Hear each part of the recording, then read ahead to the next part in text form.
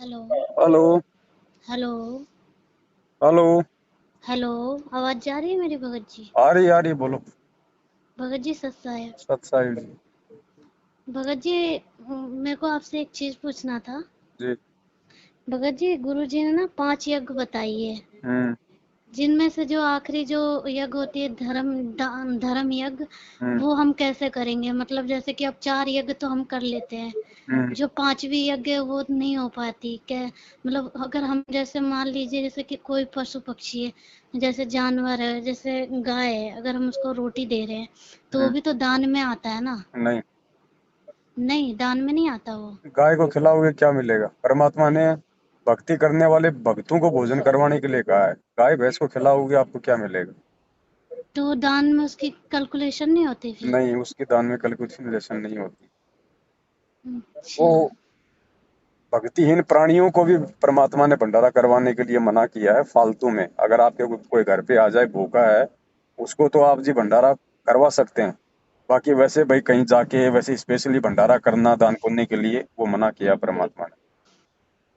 तो तो फिर हम कैसे करेंगे? 5वीं यज्ञ कैसे होगा होगा? 5वें यज्ञ धर्म यज्ञ के लिए आपको साध संगति में आना पड़ेगा। वहां पे भंडारा होता है सभी भाई बहनों के सहयोग से, और सब धर्म भंडारे में आर्थिक अपना सहयोग करते हैं। वो आपका धर्म यज्ञ होगा।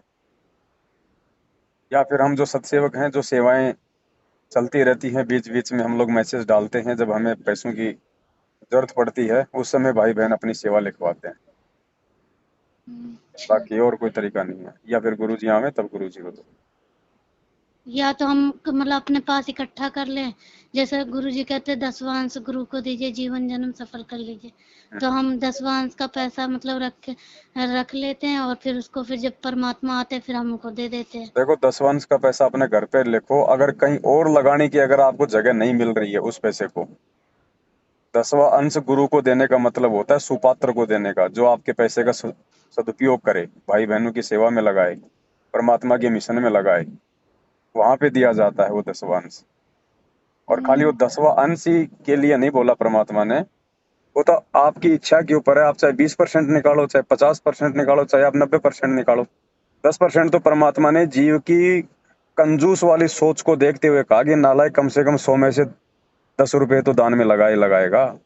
इतना भी नहीं करेगा तो फिर तू क्या भक्ति करेगा? इसलिए परमात्मा ने कहा है। नहीं, अगर जैसे मान लीजिए मैं अपने पास इकट्ठा करती जाऊं 10वां अंश का पैसा, क्या करोगे उसको इकट्ठा करके अपने पास में? क्या काम तो आएगा इकट्ठा? फिर वो फिर गुरु जी जब आएंगे तब उनको हम दे देंगे। गुरु जी को क्या जरूरत है आपके पैसे की? गुरु जी आएंगे तब भक्तों के 10 वंश के पीछे रहेंगे क्या? अब की बार न- गुरु जी ऐसे आएंगे क्या? तो फिर वो अपने आदेश अनुसार बता सेवा देंगे में कि दान। लगाओ जहाँ पे आपको लगता है। पहले आप मैनेजमेंट को नहीं दे रहे थे क्या?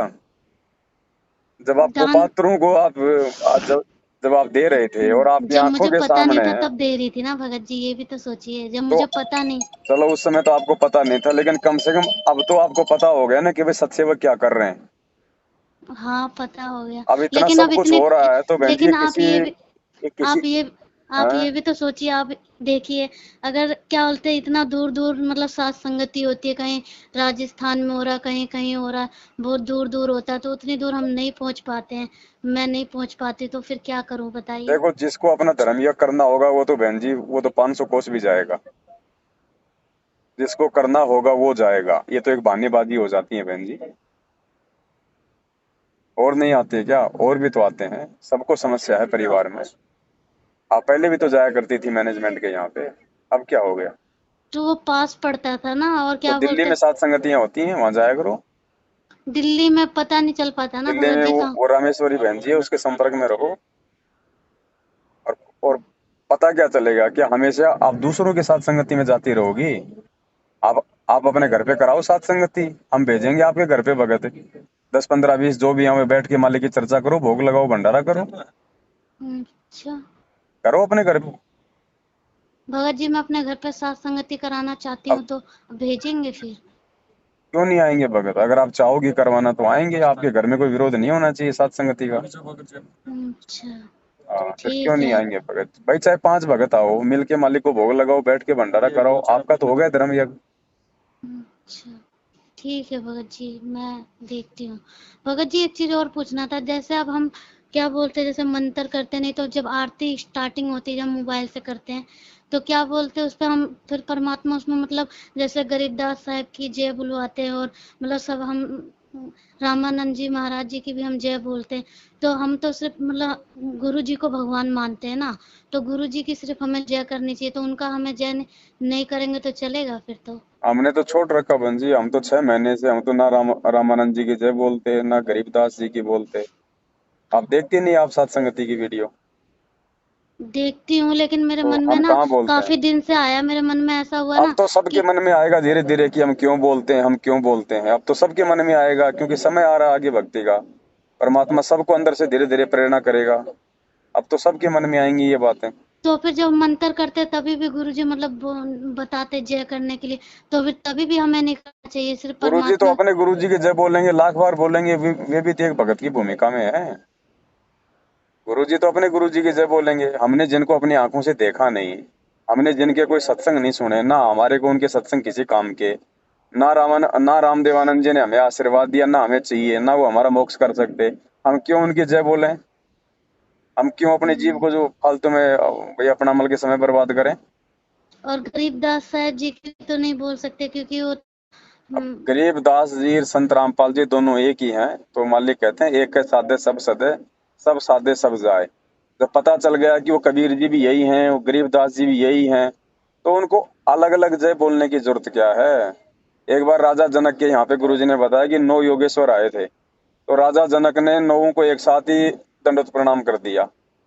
तो उन्होंने पूछा भाई ऐसा क्यों? तो उन्होंने कहा जी क्या भरोसा अगली श्वास में मैं मान लीजिए मैं एक को दंडवत करूं और अगले को दंडवत करने के लिए मेरे पास में समय ना बचे, मेरे मेरे श्वासें निकल जाए, तो मैं तो बाकी 8 को दंडवत प्रणाम के यज्ञ से तो मैं वंचित रह गया। तो क्यों ना फिर मैं सबको एक साथ ही कर दूं। तो एक के साधे सब सदे, सब साधे सब जाए। जब पता चल गया कि ये सारे रूप परमात्मा के ही थे और हमारे वर्तमान में वर्तमान वाला रूप ही काम आना है, तो उनकी जयकार लगाने से क्या फायदा? हम्म, ठीक है भगत जी अब ये सत्साई। देखो बहन जी, हम जो भक्ति करेंगे ना, हम्म, हम कितने मर्यादा में हैं, हम गुरु जी को क्या मान के हम भक्ति कर रहे हैं, उस आधार से परमात्मा हमारी बुद्धि खोलता है। अन्यथा नहीं खोलेगा, चाहे 50 साल भक्ति कर लो, भगत वहीं जी के आपसे वहीं एक रहोगे। चीज और बताना चाहती हूँ मैं। अभी कुछ दिन, अभी कल या परसों मतलब ना, हम ये मुंडका आश्रम से एक मतलब बहन कोई सेवा करती है ना, तो उन्होंने बोला कि मुंडका आश्रम में शायद वो पता नहीं किस चीज की मीटिंग कर रहे थे, पता नहीं, ध्यान नहीं आ रहा मुझे। तो उन्होंने मेरे को कह रहे थे कि आना है, तो मैंने सीधा उनसे बोल दिया कि मैं नहीं आऊंगी। कह रहे क्यों, क्या हो गया, कोई दिक्कत है? मैंने बोला ये फर्जी नामदान केंद्र है। तो कह रहे किसने बताया, कैसे पता चला? मैंने बोला बस पता लग गया। फिर उन्होंने इस पे फोन ही काट दिया। हाँ तो भाई जो गलत है वो गलत है, हमने बिल्कुल सीधा जवाब देना, हमें क्या लेना देना उनसे। नहीं तो फिर मैंने झूठ नहीं बोला ना, मैंने ये नहीं नहीं नहीं, बोला झूठ कि कहाँ बोल दिया, सही है। न, और झूठ क्यों मैंने बोलो? नहीं, मैं ये चीज नहीं बोल सकती ना, मैं आऊंगी या नहीं। जो नहीं बात नहीं, है साफ स्पष्ट बोल दिया साफ मैंने साफ फिर। बोल दो ना कि भाई हमें सच्चाई का पता चल गया, जब गुरु जी आएंगे तब, जहाँ गुरु जी जिस आश्रम में आएंगे बस वहां जाएंगे, तब तक अपना बैठ के हम अपना भक्ति कर रहे हैं बस। ठीक है भगत जी सच्चाई। सच्चाई बहन।